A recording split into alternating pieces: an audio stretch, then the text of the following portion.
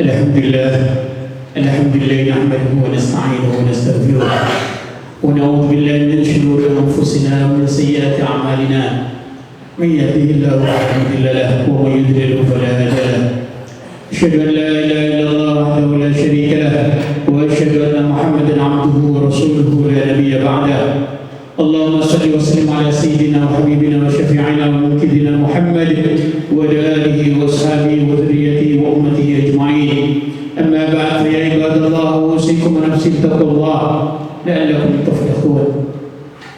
Masyarakat muslimin, jemaah salat Jumat Masjid As-Sakinah yang sangat dimuliakan oleh Allah. Mulai khutbah pada kesempatan siang hari ini, izinkan khatib mengingatkan bagian terpenting dari khutbah ini yang berupa pesan takwa. Pesan takwa pada intinya kita diminta untuk mau melaksanakan semua yang diperintahkan oleh Allah Subhanahu wa taala dan mau menjauhi semua yang dilarangnya dengan sesadar-sadarnya dengan penuh keimanan dan keikhlasan.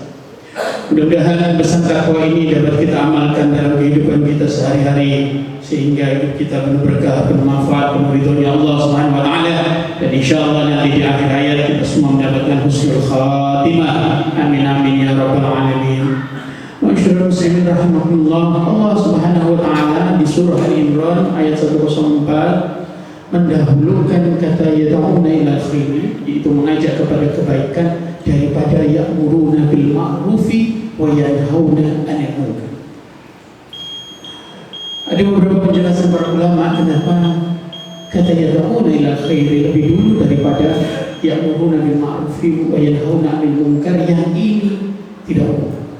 Pada ayat-ayat yang lain ya'muruna bil ma'rufi wa yanhauna 'anil munkar selalu dalam posisi yang awal, yang utama. Tetapi di sini di Ali Imran 104 Allah Subhanahu wa taala mendahulukan kata yad'una ila khair. Masyaallah muslimin rahimakumullah. Kalau kita melihat pembukaan ayat ini dibuka dengan penjelasan wa takum minkum ummah. Kita diminta oleh Allah Subhanahu wa taala ada sekelompok dari kita, orang-orang yang punya integritas, orang-orang yang mau berbuat untuk kebaikan, kemaslahatan, kemanfaatan yang tidak hanya untuk dirinya sendiri tapi untuk banyak orang, untuk masyarakat, untuk umat.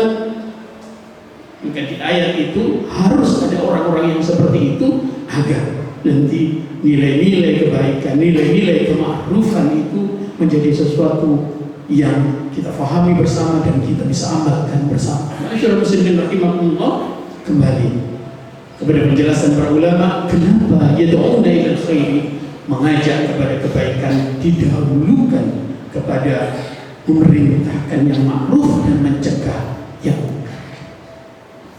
Kalau kita memahami logika dari ayat ini, kata yad'una ila khairi itu pengertiannya mengajak, dan siapapun bisa mengajak. Berbeda dengan memerintahkan dan mencegah, ada kriteria-kriteria tertentu yang harus dimiliki oleh seseorang sehingga dia mampu untuk memerintahkan, sehingga dia mampu untuk mencegah. Tapi mengajak tidak begitu. Semua kita punya kewajiban yang sama, punya kemampuan dalam mengajak. Maka nanti ada penjelasan-penjelasan di hadis Rasulullah SAW bahwa orang yang mengajak kepada kebaikan itu sama nilainya dengan orang yang mengamalkan kebaikan tanpa mengurangi amal baik dari orang yang mengamalkan itu atau kita yang mengajak. Itu artinya kita semua ya mampu mengajak kebaikan, hatta misalkan kita sendiri belum mengamalkan kebaikan itu, tapi mengajak kebaikan itu sudah sebuah kebaikan. Kita penting memahami itu. Tapi memerintahkan kema'rufan itu butuh power, butuh kekuatan, butuh kuasa. Mencegah kemungkaran, yang tadi memerintahkan ma'rufan, mencegah kemungkaran juga begitu. Butuh kuasa, butuh power, ya. Butuh hal-hal yang kira-kira suara kita didengar, ya. Jabatan kita mempengaruhi juga bagaimana perintah kita itu dilaksanakan, pencegahan yang kita inginkan juga bisa ya, diikuti oleh orang lain. Maka di sini penting kita perlu memahami amar ma'ruf ini tidak sama dengan mengajak kepada kebaikan. Amar ma'ruf ini adalah sesuatu yang memang dibutuhkan power, kuasa dan lain sebagainya. Maka kata yad'una didempetkan, dijajarkan dengan kata al-khair, sementara ya'muruna didempetkan, dijajarkan dengan kata al-ma'ruf. Al-khair sama al-ma'ruf secara terjemahannya sama-sama kebaikan kalau dalam bahasa Indonesia, tetapi kalau dalam bahasa Arab ini sesuatu yang berbeda.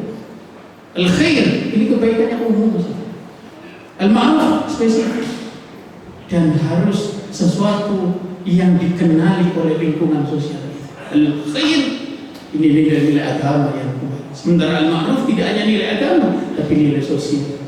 Al-munkar juga demikian, tidak hanya yang berkaitan dengan nilai-nilai agama, prinsip-prinsip agama, ajaran-ajaran agama, tapi juga terkait dengan sesuatu yang berhubungan dengan kehidupan sosial kita. Masyaallah muslimin rahimakumullah. Karenanya kalau kita mengikuti penjelasan hadis Rasulullah SAW yang amat masyhur, Rasul pernah bersabda, dan kita semua sering mendengar hadis ini, man ra'a minkum munkaran falyughayyirhu bi yadihi fa illam yastati. Ada kata fa illam yastati. Barang siapa di antara kalian yang melihat kemungkaran dan kalian mampu mencegahnya dengan tangan. Ulama menjelaskan di sini tangan dengan kuasa, dengan jabatan, ya, dengan hal-hal yang membuat kita mampu mencegah kemungkaran, termasuk tadi memerintahkan kema'rufan, ya, lakukan. Tapi fa illam yastati, kalau tidak mampu, kita perlu paham. Beda dengan mengajak kepada kebaikan, semua kita bisa. Tetapi mengajak kema'rufan dan mencegah kemungkaran ada tahapan-tahapan. Ketika tidak mampu dengan tangan kita, maka falyughayyirhu bilisan, tetap diperintahkan untuk mengubah berdasarkan kemampuan kita. Kalau tangan tidak bisa, lisan bisa. Kita mempengaruhi opini publik di media sosial, kita bisa lakukan. Tapi kalau tidak mampu juga, filmnya sedih tapi qalbi. Kalau kita tidak mampu, maka perintahkan kema'rufan dan cegah kemungkaran itu dengan hati. Bagaimana caranya? Yang memerintahkan kema'rufan dan mencegah kemungkaran dengan hati, dengan mendoakan. Kalau ada kemungkaran, dengan ingkar. Hati kita tidak cocok. Jangan sampai ada perasaan setuju terhadap kemungkaran yang kita lihat. Kalau kita setuju dengan kemungkaran yang kita lihat, tidak ada ingkar sedikit pun dari hati kita, itu berarti kita ridho terhadap kemungkaran. Ridho bisyai', ridho bima yatawalladu minhu. Ulama memberikan kaidah begitu. Kalau kita setuju dengan kemungkaran yang kita lihat tanpa ada upaya sedikit pun, bahkan dalam hati kita tidak angkat, bahkan kita tidak mendoakan orang-orang yang melakukan kemungkaran agar dia sadar, berarti ridho bima yatawalladu minhu, kita setuju dengan eksesnya, dengan dampaknya yang nanti dari kemungkaran itu tidak dihambat, ya, dan kita tidak ingkar terjadi kemungkaran yang lebih besar, kita tidak bisa berbuat. Maka masyarakat muslimin rahimahullah, kita perlu pahami bahwa ma'ruf sama munkar itu bersaing dalam hidup. Ketika ma'ruf menang, munkar tersisa, menepi. Begitu juga sebaliknya, ketika munkar yang menang, ma'ruf tidak bisa hidup. Maka di sini kita perlu pahami betul dalam konteks apapun, termasuk dalam memilih pemimpin, ini penting menjadikan parameter, penting menjadikan pertimbangan siapa yang mendukung kema'rufan, siapa yang mendukung pencegahan terhadap kemungkaran, kita dukung. Kalau tidak, risiko kita tanggung. Masyaallah muslimin rahimahumullah. Karenanya Imam Al-Ghazali dalam Ihya Ulumuddin menjelaskan tahapan-tahapan dalam kita melihat kemungkaran. Imam Ghazali memberikan pandangan yang menarik sekali untuk kita pertimbangkan. Kata Imam Al-Ghazali, ketika kita melihat kemungkaran, tidak langsung kita cegah, tidak langsung kita rusak, kita lawan dan lain sebagainya. Mengingkari kemungkaran menurut Imam Al-Ghazali, tahapan yang paling ringan adalah yang pertama, selain tadi mendoakan, adalah dengan memberitahu kepada pelaku kemungkaran bahwa itu mungkar. Kalau kita tidak memberitahu, sementara kita tahu, maka kita akan kena dampaknya dan kena dosanya, ada hisabnya. Kasih tahu. Jangan-jangan orang yang melakukan kemungkaran itu memang tidak tahu dan butuh dikasih tahu. Kita yang dikasih ilmu oleh Allah Subhanahu wa taala, dikasih pengetahuan oleh Allah Subhanahu wa taala, dikasih kesadaran, dikasih wawasan, ya, punya kewajiban untuk kasih tahu. Ini bagi orang yang melakukan kemungkaran tapi dia memang tidak tahu bahwa yang dilakukan itu adalah mungkar. Tapi bagi orang yang sudah tahu itu mungkar tapi terus melakukan kemungkaran, melakukan lagi dan seterusnya tidak lagi dikasih tahu, dinasihati, ya, dengan cara-cara yang bijaksana. Kalau itu tidak mempan juga dengan teguran yang keras, dengan teguran yang keras. Kita punya sikap yang jelas, ya, yang tegas kepada yang bersangkutan. Dia terus melakukan kemungkaran padahal dia tahu itu adalah sesuatu yang mungkar, ya.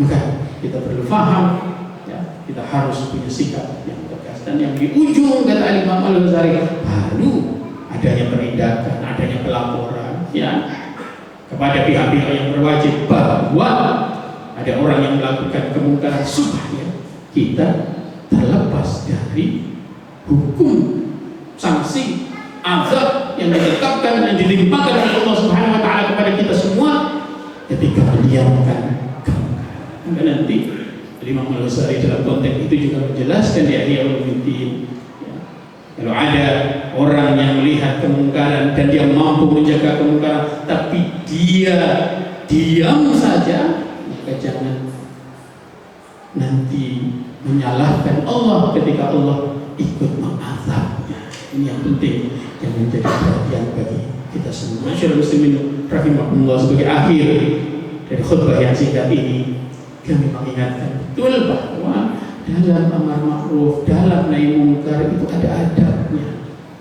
Ada bukan azab, ada etikanya. Ketika kita memerintahkan sesuatu yang ma'ruf, lakukan dengan cara yang ma'ruf. Jangan sampai memerintahkan kema'rufan justru kita melakukan kemungkaran. Itu sebaliknya, ketika kita mencegah kemungkaran harus dengan cara yang ma'ruf. Tidak boleh melakukan pencegahan terhadap kemungkaran tapi kita melakukan kemungkaran baru. Itu sama dengan berpindah dari satu kemungkaran menuju kemungkaran yang lain. Masyaallah muslimin rahimahumullah, inilah yang nanti dijelaskan oleh para ulama bahwa pentingnya amar ma'ruf nahi mungkar, ya, termasuk juga mengajak kepada kebaikan. Kita melakukannya dengan husnul khuluq, penting melakukannya dengan ilmu, penting melakukannya dengan wara'. 3 adab dalam kita mengajak kepada kebaikan, amar ma'ruf nahi mungkar. Husnul khuluq, akhlak yang baik. Jangan sampai kita mencegah kemungkaran, orang yang kita cegah kemungkarannya tersinggung. Jangan sampai kita mengajak orang untuk menjadi baik, ya, ke jalan kebaikan, tapi membuat orangnya justru terluka hatinya, terluka batinnya. Ini tidak menggunakan husnul khuluq yang tidak dicontohkan oleh Rasulullah Sallallahu Alaihi Wasallam. Bagaimana Rasulullah Sallallahu Alaihi Wasallam ketika ada seorang Arab Badui yang memakai kencing di masjid? Ketika para sahabat menegur agak keras kepada laki-laki Badui ini, Rasulullah SAW melarang para sahabat. Para sahabat, nggak bisa. Biarkan, ini orang baru, ini orang dari Badui, peradabannya berbeda dengan kita. Pengetahuannya, wawasannya, kita yang ada di Madinah yang mungkin sudah mengenal banyak hal, ini orang berbeda. Dia belum tahu bahwa kencing di masjid itu tidak boleh. Maka ketika teguran-teguran yang agak keras dari sahabat itu justru ditegur kembali oleh Rasulullah SAW. Tidak begitu cara mencegah kemungkaran, tidak begitu cara mengajak kepada kebaikan. Justru Rasulullah SAW menyampaikan kepada si Arab ini, selesaikan dulu, buang air kecilmu, tapi nanti jangan diulangi lagi. Itulah akhlak Rasulullah SAW. Tapi hanya akhlak saja. Kita penting dalam amar ma'ruf nahi mungkar, termasuk yad'una ilal khairi, penting juga dengan ilmu. Ada hal-hal yang kita perlu pertimbangkan pada saat kita amar ma'ruf nahi mungkar. Kita betul-betul tahu bahwa itu adalah betul sesuatu yang mungkar. Diijma'i oleh para sahabat, oleh para ulama, ya, bahwa itu adalah mungkar. Karena nanti ada kaidah untuk hal-hal yang masih mukhtalaf itu tidak boleh dinahi mungkar. Makanya ketika kemungkaran ini sudah mujma' alaih, sudah disepakati oleh para ulama, itu baru boleh dinaik mungkar. Ini yang di ujung yang kami ingin sampaikan, pentingnya wara. Apa itu wara? Motivasinya ini tidak ada motivasi yang lain. Motivasinya murni karena Allah Subhanahu wa taala, tidak berharap ada uang, ada upeti, ada setoran dari kita amar ma'ruf, dari kita nahi mungkar. Kita ingin ngincar posisi tertentu dan lain sebagainya. Tidak. Kalau itu dilakukan berarti kita belum wara. Kalau itu kita lakukan belum wara, kita tabrak juga, berarti sejatinya kita sendiri sebetulnya perlu diamar ma'rufi dan dinahi mungkar. Mudah-mudahan khutbah yang singkat ada manfaatnya. Fa'tabiru ya ulil albab.